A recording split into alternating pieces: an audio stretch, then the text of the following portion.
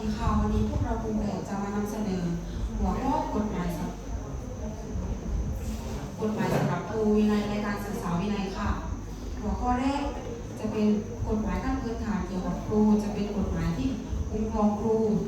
คุ้มครองผู้สอนและผู้เรียนหัวข้อที่2จะเป็นกฎหมายจะเป็นพระราชบัญญัติ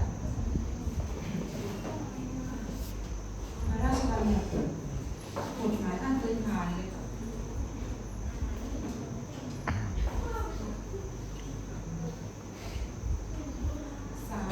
จะเป็นพระราชบัญญัติครุสภาครูและบุคลากรทางการศึกษา2546เป็นการยกระดับวิชาชีพครูเพื่อดูแลกำกับและสัญญาบัตรประกอบวิชาชีพครู4จะเป็นพระราชบัญญัติจะเป็นระเบียบการศึกษาครุสภาครูการศึกษาขั้นพื้นฐานยกตำแหน่งเลื่อนขั้นขาด